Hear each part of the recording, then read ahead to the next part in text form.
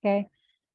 Kepada rekan-rekan mahasiswa sekalian dari Pasca Sarjana Fakultas Hukum Universitas Indonesia untuk segera menyalakan kameranya, dan untuk peserta lain yang mungkin bukan dari kelas Hukum Tenaga Darurat, boleh juga diminta untuk membuka kameranya.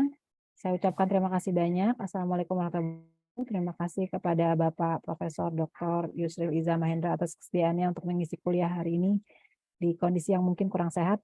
Kami doakan semuanya semoga diberikan kesehatan. Hari ini topik yang sangat menarik, melanjutkan diskusi yang kemarin mengenai hukum tenaga darurat. Ada celah ya di konstitusi kita yang belum dibicarakan, yaitu tentang krisis tentang pemerintahan ya, government crisis. Dan hari ini kita akan berdiskusi dengan Prof. Yusril tentang gagasan beliau mengenai hal tersebut. Waktu dan tempat kepada Prof. Yusril Iza Mahendra dipersilahkan.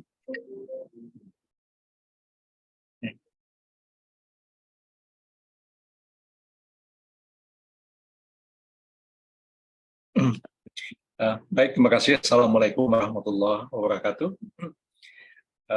Rekan saudara para mahasiswa dan staf pengajar yang ikut hadir dalam kuliah pada siang hari ini, kita akan melanjutkan topik pembahasan kita tentang hukum tata negara darurat yang 2 minggu yang lalu sudah kita mulai membahas topik ini, dan sekarang kita akan lanjutkan apakah yang terjadi setelah amandemen UUD 45 dilaksanakan mulai tahun 2000 yang lalu sampai sekarang. Apakah cukup mampu kiranya menghadapi krisis atau darurat yang terjadi oleh karena satu sebab yang paling penting, yaitu terkait dengan kemungkinan kegagalan pelaksanaan dari pemilihan umum. Nah, kalau kita melihat amandemen UUD 45 yang dilaksanakan selama beberapa kali itu, saya melihat ada satu perubahan yang sangat fundamental di UUD 45, yaitu khususnya mengenai kedudukan dan fungsi dari Majelis Permusyawaratan Rakyat. Jadi Majelis Permusyawaratan Rakyat itu sesuatu institusi yang dibahas panjang lebar dalam sidang-sidang PPUPKI untuk merumuskan bagaimana sebenarnya konsep bernegara dari masyarakat Indonesia. Jadi banyak yang membicarakan masalah ini. Profesor Supomo tentu melihatnya dari segi hukum adat, dan beberapa aspek juga pandangan-pandangan dari kalangan para tokoh-tokoh Islam yang duduk di BPUPKI merumuskan tentang konsep bernegara kita, tentu didasarkan kepada kaidah-kaidah dari hukum Islam. Jadi yang paling penting kita lihat bahwa keberadaan Majelis Permusyawaratan Rakyat itu, kalau dilihat dari perspektif hukum adat, dia merupakan suatu apa yang dikatakan Supomo itu adalah penjelmaan dari seluruh rakyat Indonesia. Jadi Supomo itu berpikir bahwa negara Republik Indonesia modern itu seperti halnya sebuah desa yang ada di mana saja di daerah-daerah hukum adat, yang boleh dikatakan relatif otonom dan independen dalam menjalankan roda pemerintahan desa itu, meskipun di bawah kekuasaan satu kerajaan ataupun kesultanan, maupun juga sesudah kita mengalami periode penjajahan di masa penjajahan Belanda di daerah-daerah yang memang dijajah oleh Belanda itu. Tapi desa-desa itu masih relatif otonom. Jadi desa itu orang ada di situ, tinggal di situ, hidup, bertani, berdagang, dan segala macam. Dan mereka itu memusyawarahkan segala masalah-masalah yang ada di desa itu, dan kemudian merapatkannya, dan kemudian mengambil keputusan yang disepakati bersama sedapat mungkin dilakukan dengan cara yang mufakat. Jadi sebenarnya ada dasar dari hukum adat, tapi juga mengambil terma-terma atau istilah-istilah yang dikenal dalam hukum Islam, seperti kata-kata syura, ya, kata-kata mufakat, ya, kata-kata rakyat, itu kata-kata yang terma yang digunakan di dalam hukum Islam. Jadi, kata-kata majelis itu artinya orang-orang yang duduk, ya. Kemudian musyawarah itu syura, orang musyawarah yang mendiskusikan, membahas segala sesuatu dengan mendalam untuk sampai pada satu kesimpulan. Dan kata-kata rakyat itu ya kata-kata dalam kaidah hukum Islam juga, ya. Kullukum ra'in wa kullu ra'in mas'ulun an ra'iyati. Tiap-tiap diri adalah pemimpin dan tiap pemimpin itu mas'ulun an ra'iyati. Dia bertanggung jawab kepada rakyatnya. Nah, jadi istilah itu yang memunculkan nama Majelis Permusyawaratan Rakyat. Jadi diambil dari kaidah hukum Islam, tapi kontennya itu sebagian dari hukum adat dan sebagian dari hukum Islam. Jadi yang berdaulat di negara itu, di desa itu adalah musyawarah desa itu. Biasanya desa itu punya balairung, desa itu punya tempat orang kumpul untuk membicarakan berbagai masalah yang ada di desa itu. Ya, yang masalah keamanan desa, kesejahteraan desa, masalah pertanian, perdagangan, masalah keagamaan dan segala macam itu dibicarakan. Ya, tentu tidak semua orang sedesa itu kumpul di situ. Maka yang kumpul di musyawarah itu adalah biasanya orang-orang yang terkemuka, yang mewakili kelompok-kelompok yang ada di desa itu. Jadi kalau desa itu mungkin penduduknya ada kira-kira 500 orang, barangkali ya yang bermusyawarah itu mungkin cuma 25 orang atau paling banyak ya 50 sih nggak mungkin ya, untuk membahas, membicarakan ya, masalah-masalah yang ada di desa itu. Ada dia orang-orang yang berpendidikan, tokoh-tokoh agama, keluarga yang terpandang dan sebagainya lah yang ada di desa itu. Nah, dari konsep desa itulah sebenarnya dibentuk satu majelis yang disebut permusyawaratan orang desa, dalam konteks negara Majelis Permusyawaratan Rakyat, yang merupakan, kata Supomo, penjelmaan dari seluruh rakyat desa itu. Penjelmaan dari seluruh rakyat Indonesia, dialah yang melaksanakan kedaulatan rakyat. Nah, karena itu dikatakan kedaulatan ada di tangan rakyat dan dilaksanakan sepenuhnya oleh Majelis Permusyawaratan Rakyat. Itu sebenarnya konsep, menurut saya sih konsep original Indonesia sebenarnya, didasarkan kepada hukum adat dan didasarkan kepada kaidah-kaidah dari hukum Islam. Nah, sebab itu ya bagian pertama Undang-Undang 45 yang lama itu bicara tentang kedaulatan ada di tangan rakyat, dilaksanakan sepenuhnya oleh MPR, ya tidak berbagi kepada yang lain. Kedaulatan ada di tangan majelis itu. Majelis itu juga yang menentukan haluan negara, arah negara selama 5 tahun ke depan. Majelis itu juga yang berwenang untuk memilih presiden dan wakil presiden, termasuk juga memberhentikan presiden dan wakil presiden itu. Jadi Undang-Undang Dasar 45 yang lama itu menempatkan MPR itu sebagai sesuatu yang supreme. Ya. Jadi kita itu bukan supreme-nya itu ada pada Supreme Court, ya, pada Mahkamah Agung. Yang supreme adalah MPR. Ya. Maka ditegaskan di situ MPR itu terdiri atas anggota-anggota Dewan Perwakilan Rakyat ditambah dengan utusan dari daerah-daerah dan utusan dari golongan-golongan. Nah, jadi dari situ saja kita lihat ada yang dipilih 100% dari DPR, ada yang diutus oleh daerah-daerah dan diutus oleh golongan-golongan. Nah, itu maksudnya itu, kata Supomo, supaya semua orang itu, semua kelompok masyarakat tidak ada kecualinya terwakili di dalam majelis permusyawaratan itu. Makanya dikatakan dia adalah penjelmaan dari seluruh rakyat Indonesia. Sangat menarik, luar biasa apa yang dirumuskan oleh The Founding Fathers kita dahulu, merumuskan satu cita bernegara, konsep bernegara yang original kita sendiri. Ya, walaupun tentu mengungkapnya itu menggunakan macam-macam cara lah untuk mengungkapkan itu, tapi intinya adalah seperti itu. Dan ketika kita menghadapi krisis pada tahun 1965 pasca G30S itu, ya boleh dikatakan pemerintah untuk sementara itu tidak tahu bagaimana mekanismenya. Ya.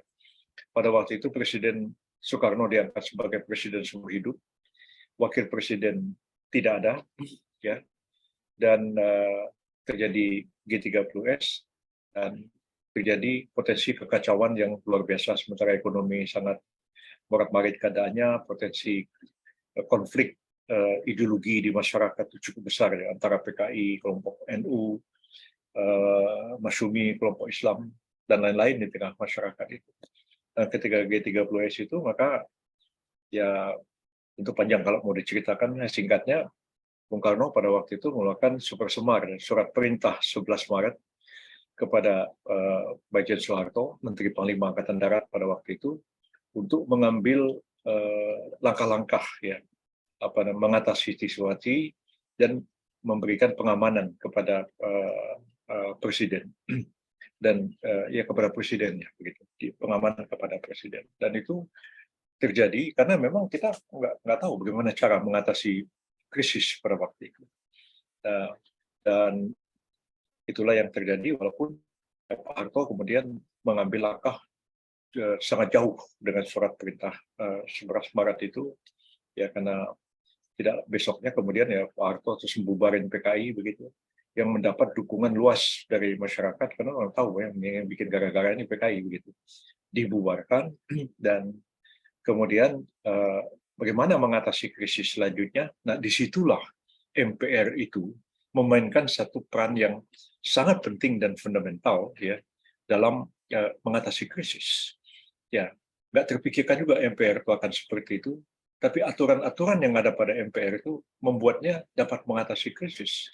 Nah, MPR yang ada pada waktu G30S itu terjadi, itu MPR S ya, yang dibentuk oleh Presiden Soekarno yang sebenarnya juga lebih banyak sejalan pikirannya dengan Bung Karno ya. MPRS itu kemudian mensahkan pidato-pidato Bung Karno menjadi GBHN ya.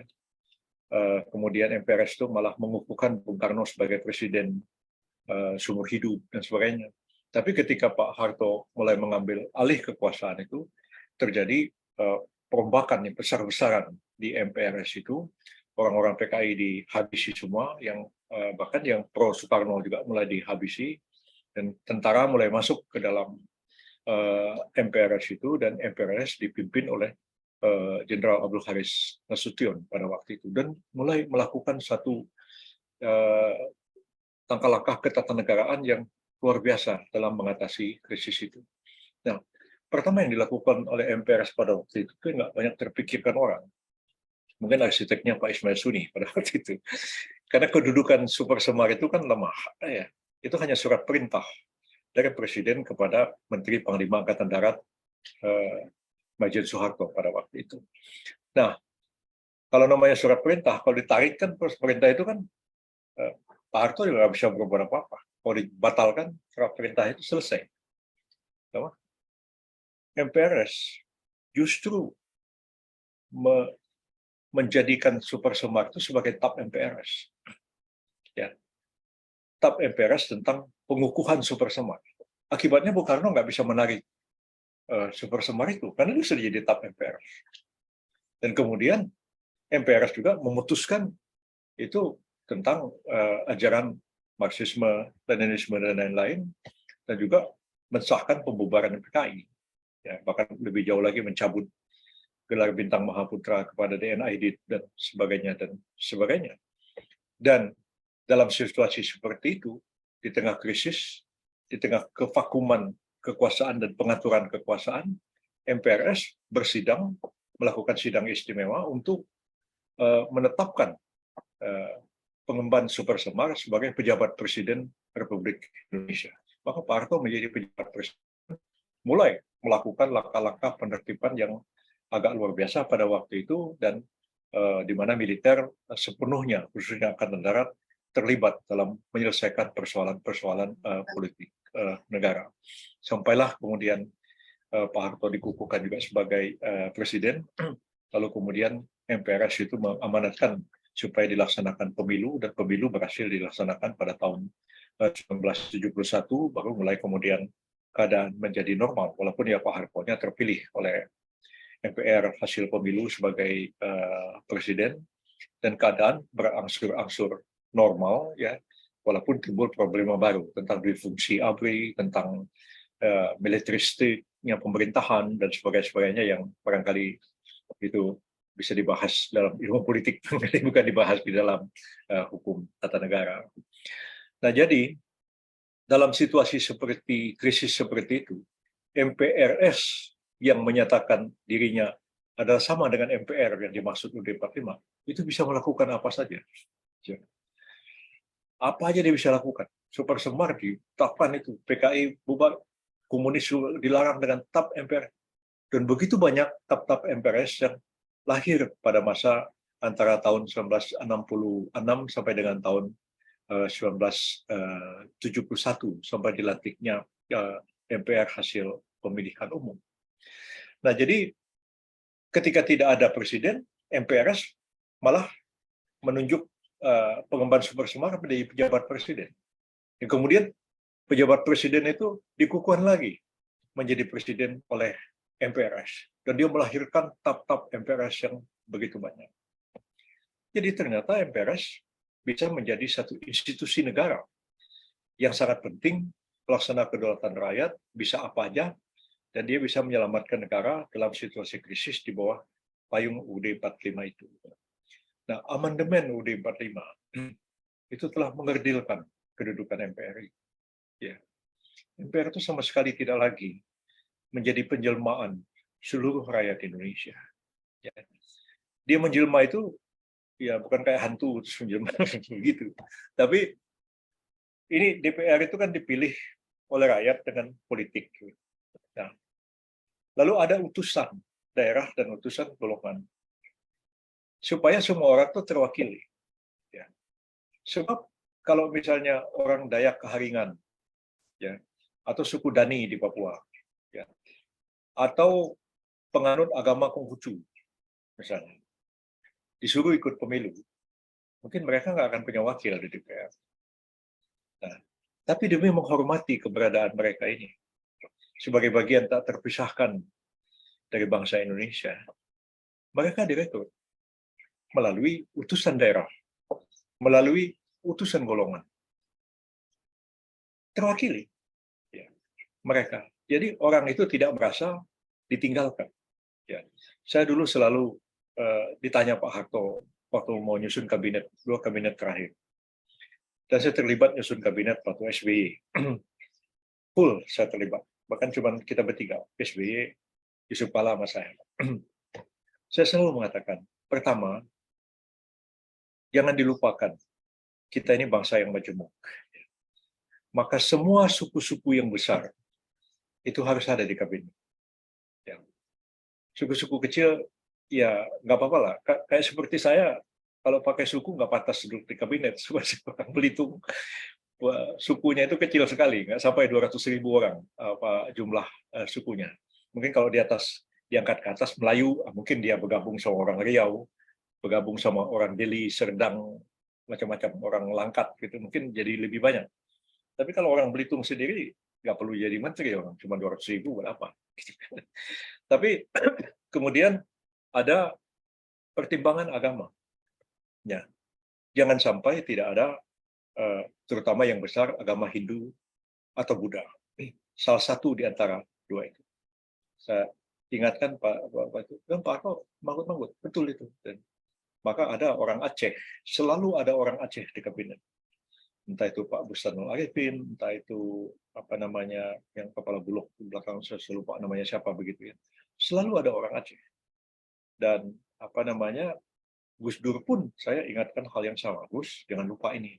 Dan makanya waktu itu ditanya, jadi dari Papua siapa menteri? Saya bilang, kalau saya boleh musul satu nama, siapa? Freddy Nomberi. Jadilah Freddy Nomberi Menteri Kelautan.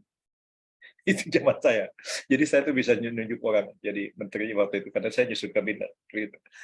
Nah, jadi dia betul-betul harus keterwakilan. Di Pakistan sebagai satu contoh begini, Pakistan itu sebuah republik Islam, ya. Tapi di Majelis Nasional Pakistan, the National Assembly of Pakistan, jadi kayak MPR-nya kita, itu ada peruntukan bagi golongan-golongan. Diberikan 4 kursi untuk penganut agama Zoroaster atau agama apa namanya itu Majusi. Ya. Ada 2 untuk golongan Kadian, Ahmadiyah Kadian. Ada 2 untuk Hindu, ada 2 untuk Buddha. Diangkat. Nah, ada mewakili suku minoritas, yaitu suku Balochistan yang di perbatasan dengan Afghanistan. Sebab kalau tidak diangkat sebagai utusan golongan di National Assembly Pakistan, mustahil ada orang Ahmadiyah Kadian akan terpilih menjadi diduduk di Badan Perwakilan. Sedangkan Pakistan dia harus mengayomi semua. Jadi seperti itulah. Nah, amandemen UUD 45 itu meninggalkan hal yang menurut saya kurang. Ya. Lalu dikatakan MPR terdiri atas anggota MPR dan DPD yang seluruhnya dipilih. Lalu kalau misalnya tidak ada perwakilan dari orang Dayak, tidak ada perwakilan dari suku-suku signifikan di Papua, orang Dani, orang apa namanya Obo Horok itu segala macam begitu-gitulah ya. Lalu mereka tanya, apa kita ini masih Indonesia ya? Kok kita ditinggalin ya? Gitu. Apalagi menteri. Gus Dur pernah kabinet Gus Dur yang pertama tidak ada orang Minang di kabinet. Saya marah-marah sama Gus Dur. Gus, kenapa nggak ada orang Minang? Celaka ini, ribut nanti. Loh, bukannya sampean orang Minang katanya. Loh, jadi Gus Dur menyangka saya tuh orang yang bilang saya ada unsur Minangnya, ada di ibu saya ada Minangnya. Tapi orang selalu bilang saya orang Belitung. Jadi nanti ngaku-ngaku orang Minang kan nggak enak saya. Jadi, nah, lalu akhirnya apa? Dia bilang sama saya, dijanji sama saya. Oke, Pak Yusril, pokoknya kasat saya angkat orang Minang. Siapa? Legend Jamari Caniago. Nah, pada waktu. Tapi nggak jadi diangkat. Nah, itu Gus Dur agak kacau dia. Jadi dilupakan orang Minang. Padahal nggak bisa. Semua suku-suku besar harus ada di kabinet. Semua suku-suku harus terwakili adanya di apa namanya di DPR ataupun di MPR. Itu terlupakan. Nah, lantas yang menjadi pertanyaan, UUD 45 sebelum amandemen itu tidak ada pemilu, nggak ada bicara pemilu. Di 45 itu nggak ada bicara pemilu. Pemilu itu lahir karena undang-undang. Ya. Nah, tapi pasal 22E muncul dan beberapa pasal di depannya bicara pemilu. Tentang DPR, tentang DPD, bicara tentang pemilihan presiden dan wakil presiden dengan pemilihan langsung. UUD 45-nya bicara pemilu. Dan spesifik pasal 22E bicara tentang pemilihan umum. Title babnya itu judulnya adalah pemilihan umum. Nah, jangan lupa nih, Undang-Undang Dasar 45 itu kita ini dipengaruhi oleh hukum kontinental. Dalam hukum kontinental yang namanya preamble, yang namanya headings, yang namanya kepala bab, itu mempengaruhi penafsiran. Tidak halnya di hukum Anglo-Saxon. Ya. Di hukum Anglo-Saxon, mau namanya preamble, mau namanya kepala bab, itu nggak ada pengaruhnya. Yang law adalah articles. Tapi dalam hukum Indonesia yang dipengaruhi oleh hukum kontinental, itu heading itu mempengaruhi penafsiran. Makanya dulu debat tentang aliran kepercayaan. Ya. Karena waktu itu pasal 29 itu, judul headingnya itu agama. Ya. Artikelnya, 1, negara berdasarkan atas ketuhanan yang Maha Esa. 2, negara menjamin kemerdekaan setiap penduduk untuk menganut agamanya masing-masing dan beribadat menurut agamanya dan kepercayaannya itu.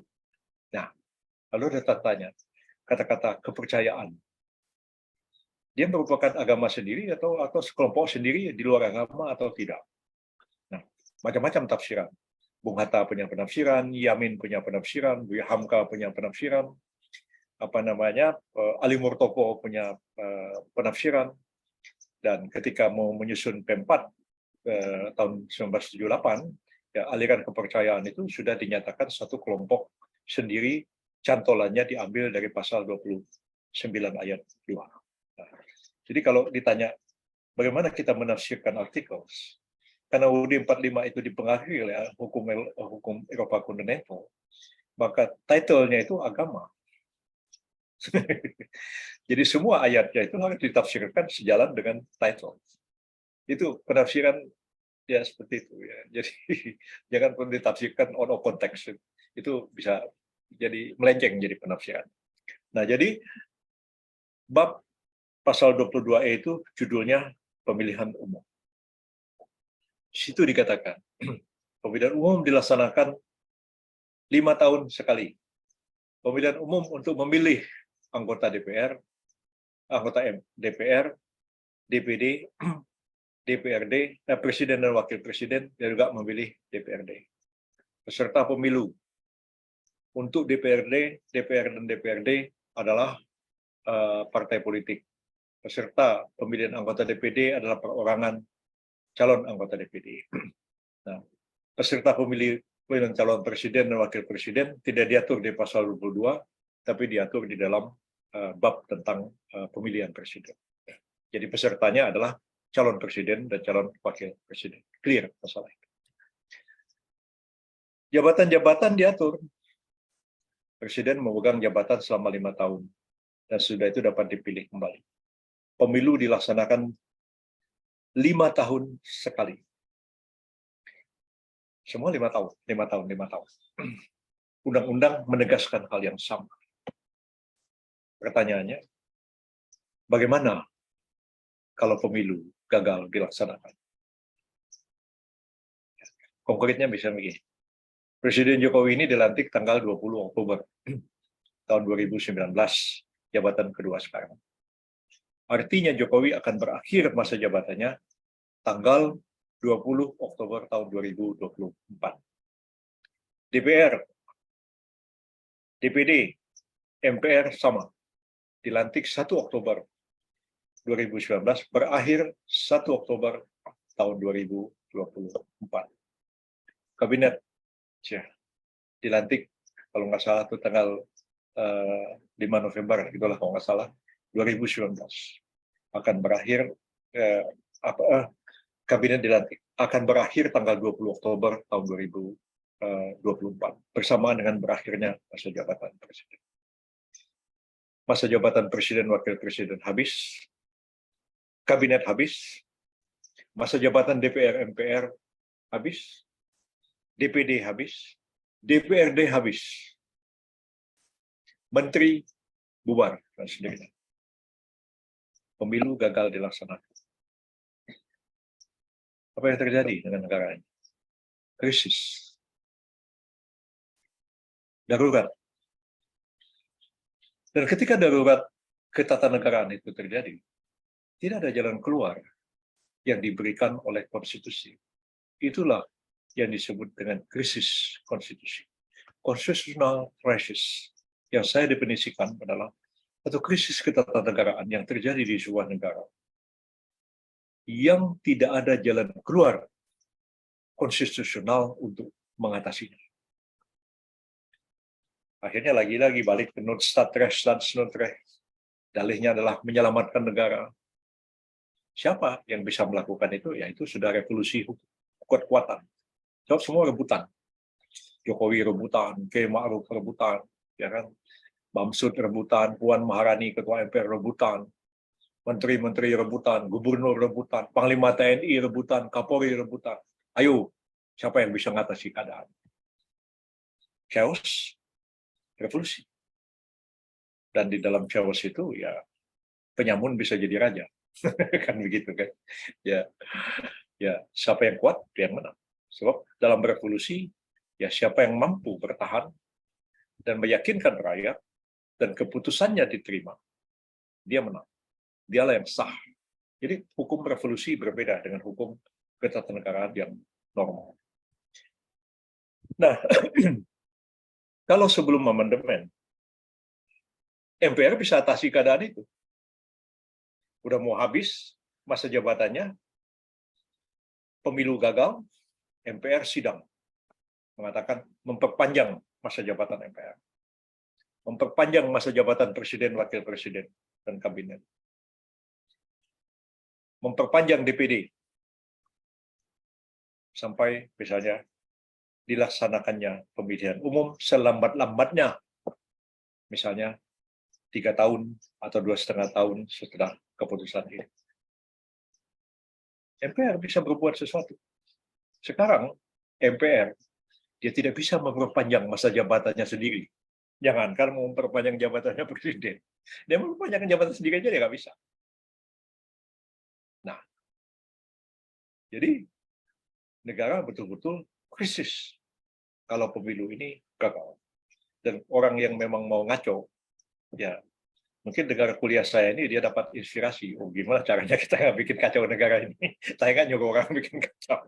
Ya, jangan nanti kuliah saya ini ditafsirkan yang enggak. Tapi ya, saya ingin mengatakan bahwa ada potensi krisis yang luar biasa kalau pemilu itu gagal. Nah, bagaimana mengatasi ini? Ya, saya mengusulkan begini. Ya, memang nggak mau harus ada amandemen konstitusi. Ya, jauh sebelum pemilu ini gagal atau tidaknya. Kalau kemarin kan debatnya panjang, mau perpanjangan pemilu, mau Jokowi 3 periode, dan sebagainya. Ramai kan masalah itu. Ya, saya juga ditanya oleh Pak Jokowi, gimana Prof? Dan saya menulis, dan tulisan saya dibaca banyak orang.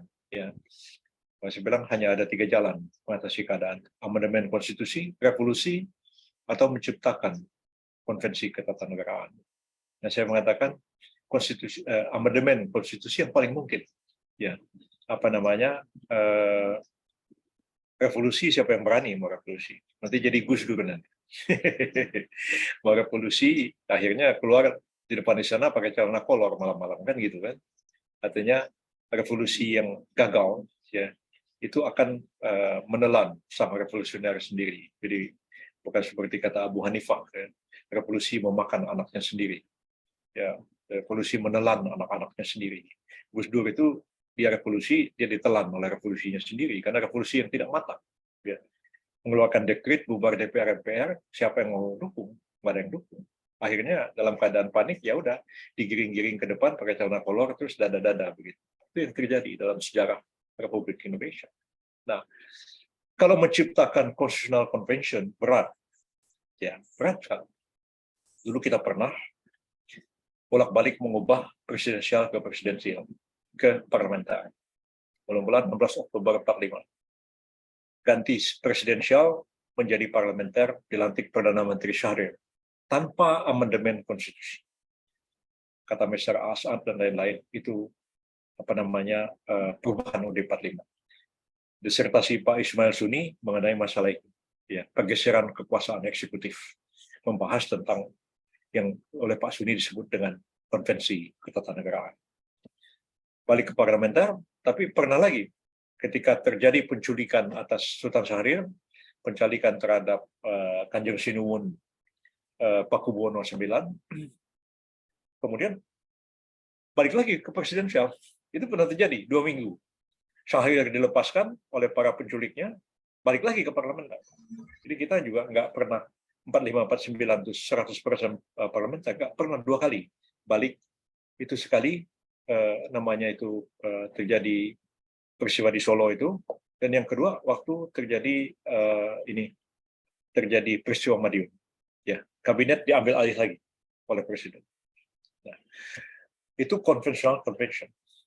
Jokowi nggak akan bisa menciptakan itu, menurut perhitungan saya. Untuk revolusi juga, ya Jokowi lebih-lebih nggak bisa lagi.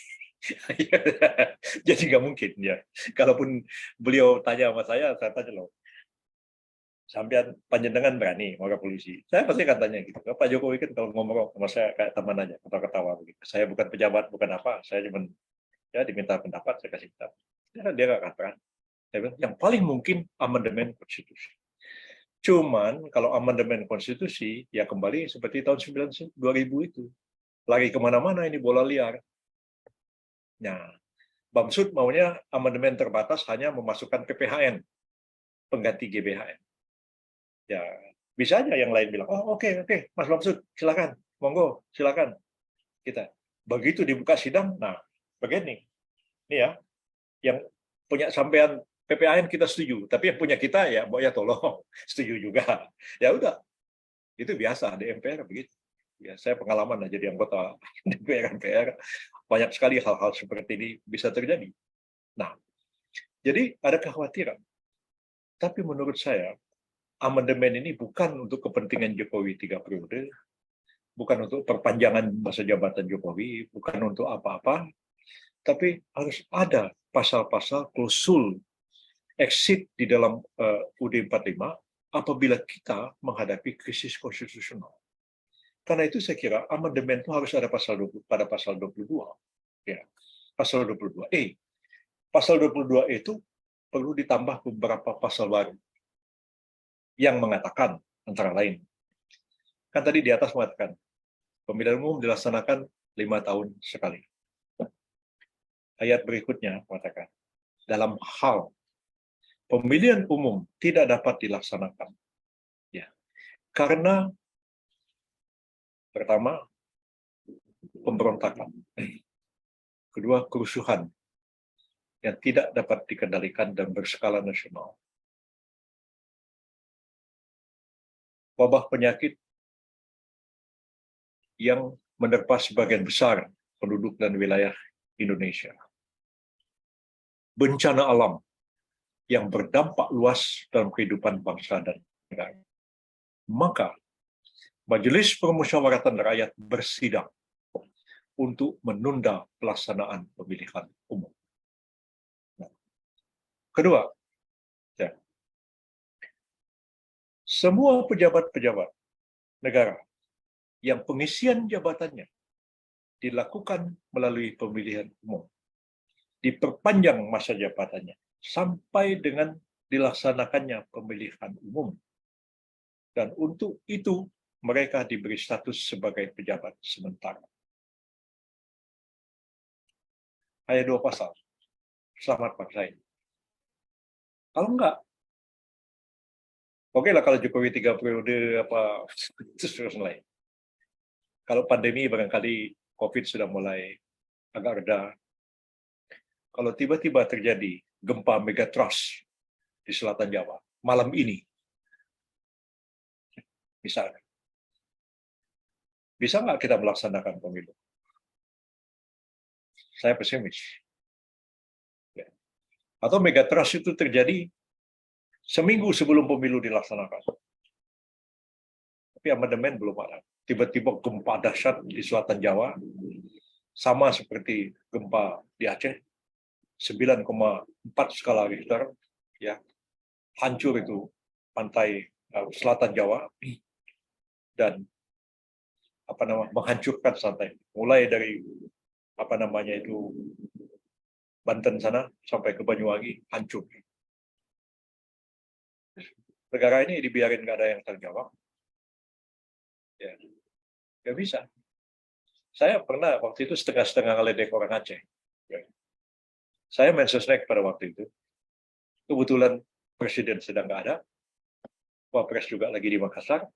Ya, tiba-tiba terjadilah gempa di Aceh. Saya bergegas datang ke istana dan mengumumkan bela sungkawa nasional dan memerintahkan untuk menaikkan bendera setengah tiang. Ada musibah di Aceh. Dan setelah itu kita bayangkan, itu kan bulan Desember, kabinet kan dilantik bulan Oktober. Saya mensesnek jaga gawang. Saya perintahkan menaikkan bendera setengah tiang supaya orang tahu ada situasi serius. Kan belum tahu ada apa ya di Aceh. Semua komunikasi putus. Saya dengar ada gempa. Itu aja. Bukit Raya udah masuk air. Nah, itu yang kita dengar. Semua komunikasi mati. Nah, mulai kita tangani Aceh. Saya Pak PSB waktu itu mengorganisir namanya KTT ASEAN. Darurat KTT tsunami untuk mengatasi tsunami.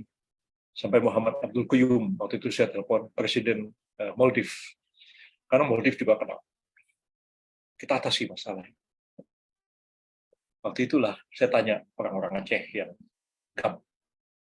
Gimana bos? Aceh hancur itu sekarang. Nggak bisa kan atasi keadaan.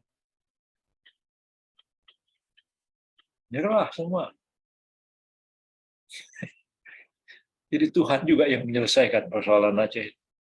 Coba pemerintah Republik nggak ambil peduli. Suruh orang Aceh, Malik Mahmud, siapa-siapa yang ada di Singapura, yang ada di Swedia, atasin dong soal Aceh. Orang Aceh mati. Ya, kalau sekarang kita pergi ke Aceh kan sedih kan, melihat kuburan massal, melihat ya ketemu orang, aduh Pak, anak saya hilang, sedih kan. Nah, jadi teratasi keadaan. Makanya orang Aceh sekarang juga, lah kalau kita terjadi kayak kemarin, siapa yang bisa ngatasi Aceh? Kan orang yang lain-lain juga yang ngatasi, bukan kita. Nah, itu kalau megatrust terjadi di Jawa, hancur Pulau Jawa ini setengahnya,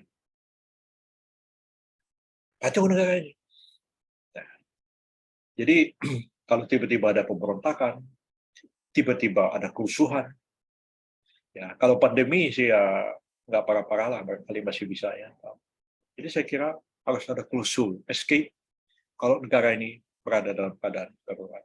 Jadi waktu itu ya banyaklah orang minor-minor, oh ini Yusril jangan-jangan udah dibayar 100 miliar sama Jokowi kan. Itu bilang saya nggak ada urusan dengan Jokowi itu siapa. Saya memikirkan bangsa ini. Ya, apa namanya, bukan urusan kayak kalian tuh otaknya politiking aja. Ya, pikirannya itu sungguh pendek, sejengkal-sejengkal. Enggak, saya mikirkan jauh. Sebenarnya. Jadi amandemen itu terjadi karena untuk mengantisipasi terjadinya bencana. Baik bencana alam maupun bencana non-alam. Ya, sehingga akhirnya pemilu gagal dilaksanakan, semua lewat waktu, semua expired, semua apa namanya habis masa jabatannya. Besoknya kan sudah ilegal. Misalnya Jokowi nih, pemilu gagal sampai nih tanggal 20 Oktober 2024, tank jam 12 malam. Jokowi muncul di TV, merintahkan itu, merintahkan ini. Loh, Bapak ini sampai aneh sopo. Orang Jawa, Anda ini siapa? Katanya kan. Loh, saya Jokowi. Lah Jokowi itu siapa? Orang mulai mempertanyakan. Nah, mempertanyakan itu. Dan kalau pemerintahan itu menjadi ilegal, tidak sah, terjadi krisis yang luar biasa di negara ini. Karena itu saya mengatakan amandemen konstitusi merupakan sebuah Jadi saya sudah Cak Imin juga bicara dengan saya, Bang Ansur juga, saya mengatakan ya, kalau saya diminta sebagai pihak yang menjelaskan, gitu. Jadi betul-betul sebagai ahli hukum tata negara, saya bilang bukan sebagai orang itu, enggak. Saya bersedia menjelaskan kenapa perlu amandemen terhadap pasal 22 itu menambahkan pasal-pasal, menempatkan posisi MPR, sebab hanya MPR ya, berdasarkan pengalaman pasca G30S yang bisa mengatasi keadaan. MPR lah yang bisa menyatakan pemilu diperpanjang. Kalau Jokowi yang perpanjang, orang bilang loh ini sampean malah mau 3 kali, kan repot ya kan? Ya, kalau orang lain pertama lagi, apalagi triumvirat, wah ini Pak Prabowo, Anda menhan, ada yang mau ini.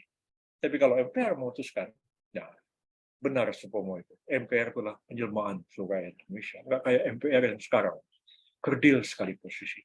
Jadi jangan lupa ya, amandemen UUD 45 itu mengubah filosofi bernegara kita tanpa kita sadari. Ya, banyak yang positif, tapi ada hal-hal yang seperti ini yang perlu kita pikirkan bersama. Saya kira sudah cukup. Terima kasih, dan kalau ada yang bertanya, silakan. Mudah-mudahan ini memberikan inspirasi bagi saudara semua. Luar biasa, Prof. Terima kasih banyak. Saya buka sesi tanya-jawab. Untuk rekan-rekan bisa raise hand terlebih dahulu ya, mungkin di chat. Untuk bisa bertanya kepada Prof. Yusril secara langsung, silakan.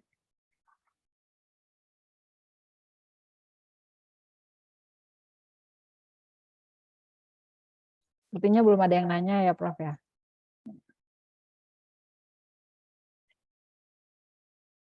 Atau mungkin ada Ami sama Samhan Nafi. Silakan Ami duluan. Izin bertanya. Assalamualaikum warahmatullahi wabarakatuh. Mohon maaf saya off camera. Selamat siang, Prof.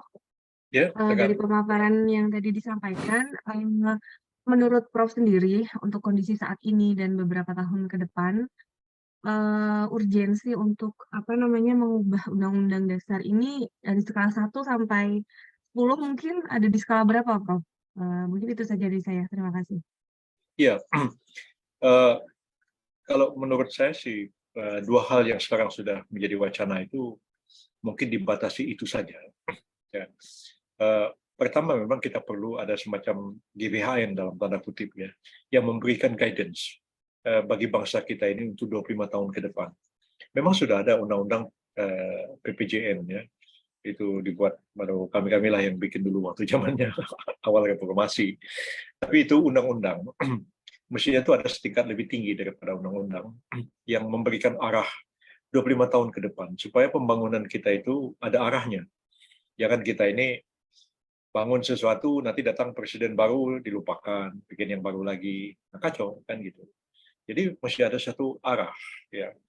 Pak Harto dulu sebenarnya sudah betul, dia membuat tuh Repelita 25 tahun ya. Dan memang itu berarti Pak Harto minimal jadi presiden 25 tahun. Ya memang iya, kenyataannya begitu. Jadi tahun pertama membangun pertanian, tahun kedua membangun industri pertanian terus sampai ke periode kelima ya, 25 tahun terakhir kita take off, kita lepas landas. Hampir aja itu terjadi. Tapi tiba-tiba ada Krismon tahun 1998. Ya, waktu itu kita ini sebagai bangsa Asia itu agak sedikit bangga juga lah karena katakan Indonesia itu Asian Tiger, macannya Asia. Ya, waktu itu $1 cuma 2.500 rupiah kok. Waktu Krismon naik jadi 16.000, luar biasa. Tiba-tiba kita jadi orang miskin dalam sekejap. Itu luar biasa. Negara-negara lain tuh mengerjain kita ya. Dengan cara, saya nggak usah cerita lebih banyak lah, tapi saya orang yang mengalami apa yang terjadi dan ikut mengatasi susah payah ya, walaupun waktu itu mungkin saya masih seumuran sejarah itu baru 30 tahun harus mengatasi keadaan yang sangat berat. Nah, 5 tahun terakhir itu gagal. Dan kalau terjadi krisis ekonomi, ya itu cepat atau lambat akan terjadi krisis di bidang politik. Itu sudah menjadi dalil, tesis dalam ilmu sosial. Ya, kalau terjadi kemajuan ekonomi, ya itu struktur politik akan berubah. Ya, Cina itu hanya komunis hanya di atas kertas saja. Cina itu sudah kapitalis kan, ya bukan komunis lagi. Ya, jadi Cina itu negara yang ekonominya kapitalis, tapi politiknya masih komunis, tapi sudah bergeser-geser juga. Ya, lama-lama ya mau nggak mau ya akan terjadi revolusi juga di Cina yang mendorong terjadinya proses demokrasi. Dulu Tiananmen segala macam itu sudah terjadi. Jadi kalau Anda lihat negara-negara begitu, Pak Harto juga pada akhirnya mengalami hal yang sama. Pada detik terakhir ya negara terhempas, ya Pak Harto sempat dicaci maki, ya walaupun sudah berapa lama kemudian ya orang mengatakan ya Pak Harto benar juga ya. Jadi saya pernah begini, saya waktu Pak Harto meninggal saya tidak ada di sini, jadi saya tahu ikuti pemberitaan beliau dimakamkan di Solo, ya saya nggak sempat mengantar jenazah, karena saya speechwriter-nya presiden, jadi cukup dekat lah dengan beliau. Jadi berapa tahun kemudian baru saya sempat pergi ke Solo. Ke Solo saya menelpon Mangkunegoro, penguasa menghadap itu. Saya bilang, Mas Mangku, saya mau pergi ziarah. Wah, apa Yusuf? Menghadap. Oh ya, monggo silakan. Pergilah saya ke sana. Wartawan ngikutin saya. Jadi saya berdoa lah di makam Pak, dipoto sama wartawan. Dibikin karikatur. Dia bilang, Haril, ya, P kabare, katanya gitu. Ini bagaimana ya, sudah gonta-ganti presiden. Ya, enakan zamanku dong. Karena itu mula-mula wartawan. Terus jadi apa poster di mana-mana. Saya wartawan ngerjain, saya nggak aja kalian yang saya bilang. Nah, jadi lama-lama orang kata Pak Harto ada benarnya. Sama seperti di Filipina. Filipina juga gitu. Lama-lama orang mengatakan, wah lebih enak zaman Marcos. Makanya pemilu kemarin anaknya Marcos terpilih jadi presiden. Karena setelah ganti presiden, nggak juga membawa kebaikan bagi Filipina. Begitu juga Indonesia sih mudah-mudahan lebih baik lah. Begitu ini keadaan seperti sekarang. Nah jadi saudara bahwa amandemen saya kira memang perlu dirapikan amandemen UD 45 itu. Ya jangan dirombak semua juga. Nanti DPD bubar, MK bubar dan lain-lain itu ada positifnya juga ada MK itu. Jadi supaya nggak sewenang-wenang Presiden dan DPR membuat undang-undang. Nah, tapi adanya PPHN yang digagas Pak Bamsud itu saya setuju. ya supaya 25 tahun itu ada gambaran, supaya jangan ya presiden baru lain lagi, presiden baru lain lagi. Jadi kita ini seperti orang bangun nggak selesai, dibangun udah sebegini, dipotong lagi, bangun lagi, potong lagi. Nah, tapi kalau sudah garis 25 tahun, setidaknya 25 tahun itu satu generasi teratasi sesuatu masalah, tinggal estafet dilanjutkan oleh 25 tahun kemudian. Tapi mengatasi krisis saya kira memang sangat perlu. Jadi dulu UUD 45 sebelum amandemen itu nggak disangka-sangka juga, mungkin para konseptornya pun nggak menyangka bahwa ketika krisis MPR itu bisa berperan seperti itu. Nah, jadi kita belajar dari sejarah, mudah-mudahan ada amandemen terbatas di sini saja. Walaupun saya katakan banyak hal jadi sulit dikendalikan. Ya. Itu kalau kita lihat BPUPKI untuk syarat presiden, berat sekali debatnya. Ya. Berat itu misalnya begini, syarat presiden. Ya. Akhirnya mula-mula kan disepakati, syarat presiden orang Indonesia asli. Asli itu terjemahan dari inlander. Ya. Sebab penduduk Indonesia itu menurut indices Satrehling kan ada 3 golongan. Eropa, timur asing, inlander. Inlander ini macam-macam terjemahannya, pribumi lah, bumi putra lah, orang Indonesia aslinya. Nah, ketika tahun 45 itu nyusun UUD 45, inlander itu diterjemahkan orang Indonesia asli. Artinya yang jadi presiden itu inlander. Bukan golongan Eropa, bukan golongan timur asing, Arab, Cina, dan lain-lain sebagainya itu. India, dan lain-lain. Nah, kenapa? Ya, karena yang berjuang mati-matian mau merdeka itu kan inlander ini. Masa orang Belanda berjuang mau merdeka mati-matian kan enggak. Cina juga enggak. Arab, ya mungkin ada tokoh-tokohnya, tapi enggak pada umumnya. Pada umumnya orang pribumi mau merdeka, walaupun ada juga yang pro Belanda. Nah, jadi tapi orang Islam nggak puas. Saya bilang, nggak bisa, nggak cukup orang Indonesia asli. Harus beragama Islam. Nah, debat panjang.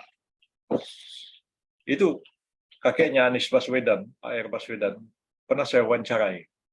Kira-kira tahun 80 begitu. Saya bilang, Yusril, itu Soekarno pernah narik begini saya. Kenapa Bapak, saya bilang? Itu waktu syarat presiden itu. Ya, saya ngomel-ngomel terus. Ya, kenapa harus orang Indonesia asli? Ya, Bapak kan orang Arab. Jadi, kita ketawa dia kan ketua Partai Arab Indonesia, PAI. Dia ngotot terus. Akhirnya dia diajak Bung Karno keluar ruangan. Ya, kayak begini katanya. Dia bilang, Bas, iya jangan macam-macam ya. Katanya. Kalau tidak dibilang presiden orang Indonesia, nanti Jepang yang jadi presiden. Kan kita ini merdeka persemakmuran Asia Timur Raya. Baru saya diem, kata Pak Baswedan. Jadi itu ceritanya. Tapi yang lain tetap keberatan. Harus beragama Islam. Nah, mereka nggak mau nawar. Selangkah pun nggak mau mundur sampai Bung Karno mengalah. Oke, akhirnya kita sepakati ya. Dengan berat hati, tuan-tuan. Presiden Republik Indonesia adalah orang Indonesia asli dan beragama Islam. Itu komprominya. Tapi waktu PPKI, karena Piagam Jakarta dicoret, beragama Islamnya hilang juga. Jadilah Presiden Republik Indonesia adalah orang Indonesia asli. Titik. Datang Pak Saetapi di MPR, dikutak-katiklah pasal itu. Nah, akhirnya berubah menjadi Presiden Republik Indonesia adalah warga negara Indonesia sejak kelahirannya dan tidak pernah menjadi warga negara lain atas kehendaknya sendiri. Itu. Jadi memang amandemen itu begitu dibuka, nah ini bola liar lari kemana-mana, susah untuk mengontrolnya. Tapi saya pikir harus berjiwa besar juga, jiwa besar supaya kalau krisis ya ada escape bagi negara kita ini supaya negara tidak hancur karena pemilu gagal. Itu dia. Baik. Silakan Prof. Satu lagi ya, saya mau diperiksa sama dokter sebentar lagi, jam 2 katanya. Oke, satu lagi. Ini tadi ada Samhan sama Iki. Samhan masih mau nanya atau Iki?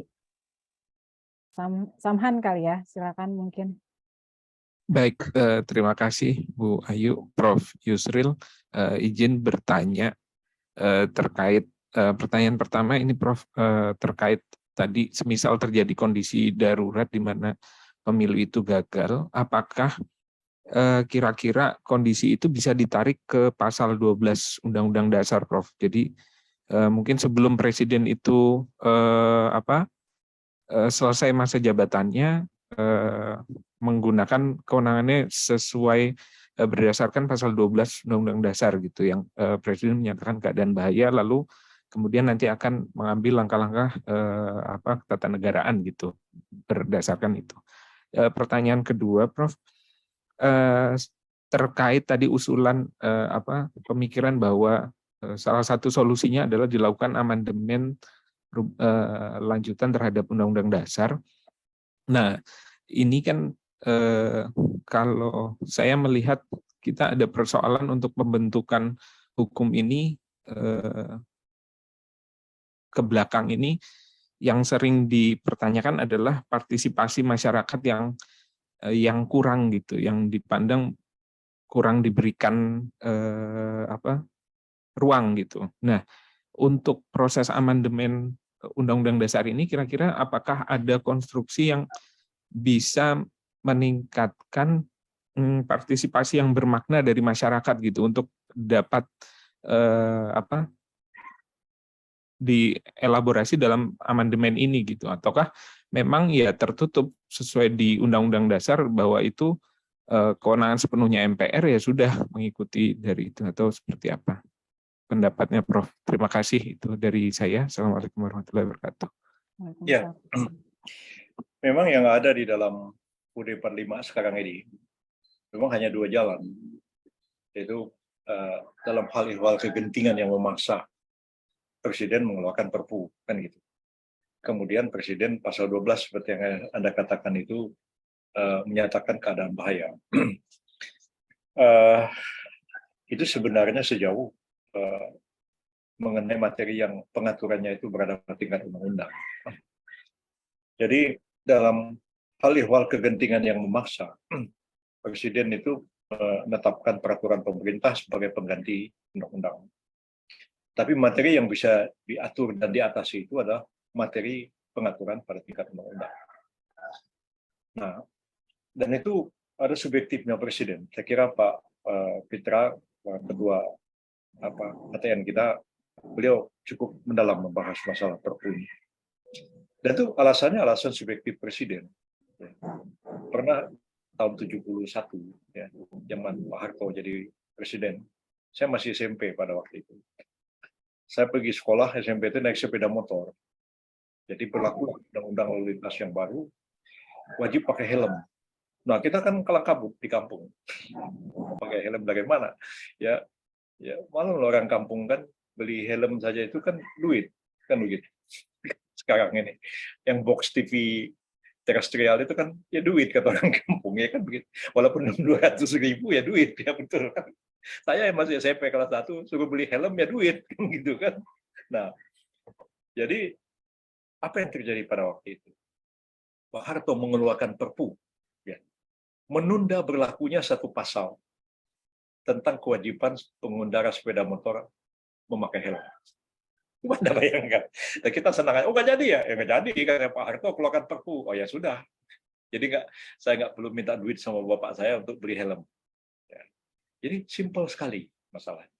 Nah, saya pernah 4 kali mengeluarkan Perpu pelaksanaan pemilu tahun 2004. Ya, gara-gara penetapan undang-undang mengatakan surat suara harus sampai di TPS tanggal sekian. Nah, tanggal sekian ini belum sampai nih. Kalau tanggal telat, melanggar undang-undang. Terpaksa saya draft Perpu, saya bawa sama Bu Mega. Ada apa, Dek, katanya. Ini minta maaf nih, Mbak Mega mesti taken Perpu. Ada apa? Saya bilang, ini urusan kecil, Pak. Tapi kalau nggak dilaksanakan, pemilu bisa jadi nggak sah. Oh ya, katanya. Ya ini masalah surat suara sampai ke TPS, harus sampai tanggal sekian, diperpanjang 2 hari. Pakai Perpu. Nah, begitu juga hal ihwal negara dalam keadaan bahaya. Ya. Syarat-syarat bahaya itu ditetapkan dengan undang-undang. Dan itu kita ya masih mengadop SOB, Staat van Oorlog en Beleg-nya Belanda, yang dituangkan dalam undang-undang keadaan bahaya tahun 1958 sampai 59 kira-kira begitu. Nah, zaman Habibie ya diajukanlah undang-undang keadaan bahaya itu ke DPR. Sudah diterima sama DPR, demo tiap hari supaya ditolak. Katanya itu otoriter segala macam. Nah, lalu saya keluar dari istana pada waktu dari Seknek dan ngomong dengan teman-teman. Dia bilang gini, saya agak heran sama anda ini, saya bilang ya. Demo minta supaya ini ditunda, dibatalkan. Padahal sudah disahkan sama DPR. Presiden semua tekad. Tahu nggak kalian artinya apa? Kalau undang-undang keadaan bahaya yang baru yang dibuat Habibie ini ditolak, maka undang-undang keadaan bahaya tahun 59 itu pasti sah berlaku. Dan itu lebih diktator daripada yang baru ini. Kalian mau pilih yang mana? Ya itulah, orang demo kan kadang-kadang mikirnya nggak banyak. Jadi kalau saudara tadi katakan, tidak memberikan ruang kepada masyarakat. Ya, ini beri ruang kepada masyarakat. Tapi masyarakat ini kan kalau masuk ke teknis, kan nggak ngerti juga. Nah, itu yang terjadi. Akhirnya, undang-undang keadaan bahaya itu tidak disahkan oleh Pak Habibie. Dan belum ada ketentuan yang pasal 20 sekarang nih, 30 hari, itu belum ada amandemen. Maka itu nggak jadi disahkan. Dan saya, seperti saudara tahu, ya, dengan undang-undang keadaan bahaya itu, ya, mungkin saya agak kurang ajar jadi menteri, saya sempat ngerjain Gus Dur. Nah, jadi Gus Dur ini, orang udah hancur-hancuran Ambon, hancur-hancuran Poso. Saya kan mau nggak mau harus bertindak. Pergilah saya landing di Bandara Patimura sana, dikasih rompi. Ya rompi, dipakai rompi. Kepalanya kan bebas, ditembak orang matilah dari situ. Ya kan? Masuk saya ke Ambon, jalan saya di jalan. Saya bilang orang Kristen ke kiri, orang Islam ke kanan. Tentara nggak ambil alih. Saya jauh setelah itu ada orang Ambon bilang saya, dulu berani betul ya katanya. Saya bilang saya nggak mikir waktu itu pernah saya bisa mati juga tembak orang. Ya, mengatasi keadaan Ambon. Pulang saya ke Jakarta. Terus saya ke Poso. Pulang saya ke Jakarta. Gus, saya bilang, nggak bisa Gus, saya bilang. Harus dinyatakan darurat di Maluku sama di Poso. Mas Yusril, katanya. Biar aja orang berantem, nanti lama-lama juga capek sendiri berhenti. Kata, aduh, saya pikir Gus Dur ini gimana? Dia kasih contoh itu lalu lintas, katanya. Tuh, lihat tuh, lampu lalu lintas kalau mati. Kacau kan?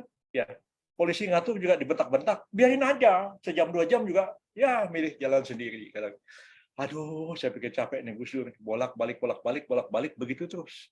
Ya, berkali-kali saya ngomonglah sama Maksilam Simanjuntak, sekretaris kabinet. Bilang, Bang, ini nggak bisa ini, DPR udah marah nih.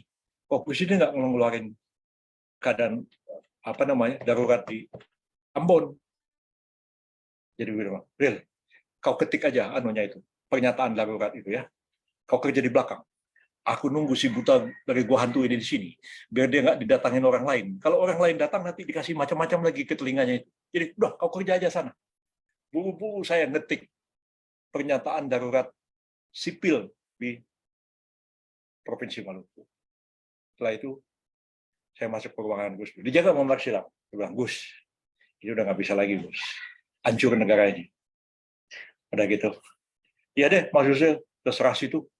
Kalau ada apa-apa situ yang tanggung jawab.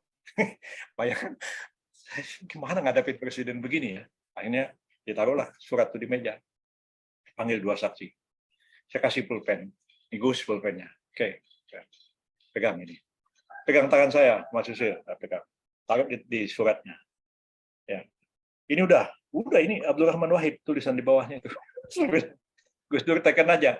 Bismillah tekan. Selesai. Itu Gus Dur dinaikkan di kursi roda, dikerek ke depan istana, wartawan sudah puluhan menunggu. Kata Gus Dur, saya malam ini menyatakan keadaan darurat di Maluku.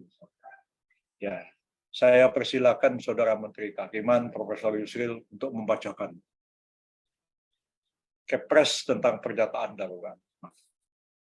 Ngos-ngosan saya bacanya. Begitu orang bertepuk tangan. Dan gila nih Pak Yusril. Bukan saya gila, yang gila Maksilam. Itu coba sudah bayangkan begitu kita ngurusin negara ini. Di luar orang caci maki kita itu soal lain lah. Tapi saya pikir kita juga kadang-kadang udah mau putus-putus jantungnya ngurusin negara seperti itu. Dan setelah itulah dinyatakan darurat sipil, militer ambil, gubernur ambil alih, tentara masuk di Ambon. Baru keadaan bisa diatasi. Nah, jadi kalau keadaan bahaya itu parsial dan tingkat pengaturannya undang-undang. Tapi kalau pemilu itu pasal 22E. Nah, pasal 22E mengatakan pemilu dilaksanakan sekali 5 tahun sekali. Itu nggak bisa diatasi dengan Perpu, juga nggak bisa diatasi dengan menyatakan negara dalam keadaan bahaya, karena levelnya pada level konstitusi, gitu ya, kira-kira. Saya minta maaf, dia ada dokter dan nunggu saya ini masih diperiksa dulu. Jadi hari Kamis katanya saya udah bisa keluar karena udah negatif sih dari kemarin. Saya pun nggak merasa apa-apa. Ya, alhamdulillah saya divaksin udah 5 kali malah. 2 kali pakai Sinovac, 3 kali pakai Pfizer. Kok masih bisa kena juga, tapi ya nggak terasa parah sih, alhamdulillah begitu ya. Jadi mudah-mudahan saudara-saudara pun semua, mungkin saya sudah tua juga kali ya, jadi secara penyakit begitu. Prof, mau izin Prof, boleh direkam, ini boleh di-upload di YouTube nggak sih Prof? Boleh aja ya. Ini kan banyak peristiwa sejarah yang saya ungkapkan ya, mungkin tidak ada di buku-buku yang bisa di cross check ya. Bang Marsilam masih ada ya, walaupun tidak begitu aktif lagi, bisa juga ditanya pada beliau. Mungkin beliau juga akan ketawa itu yang bilang, kau yang kerja di sana, aku yang jaga si buta dari gua hantu ini, katanya. Itu kan Marsilam. Iya Prof. Oke Prof, insya Allah kita upload ya Prof. Iya, silakan. Terima kasih Prof. Yusril Iza Mahendra atas pemaparannya yang bukan cuma mencerahkan ya, tapi juga menghibur banget dari diskusi yang tadinya berat, terus kemudian kita jadi mulai memahami banyak hal. Semoga Prof segera sembuh, sedia kala kembali, tidak ada yang kurang satu apapun. Kami dari mahasiswa sangat bersyukur sekali Prof bisa kembali mengajar di alma mater kami di Fakultas Hukum Universitas Indonesia, dan kami berharap Prof masih mau mengajar lagi di kelas-kelas lainnya. Terima kasih. Untuk rekan-rekan, kita boleh aplaus untuk Prof Yusril, silakan. Kalau begitu, mohon izin Prof, kelas saya tutup. Ya, sama-sama. Terima kasih Prof. Selamat siang. Assalamualaikum. Terima kasih Prof. Sehat selalu Prof. Terima kasih Prof. Iya, sama-sama. Sehat-sehat Terima kasih. selalu.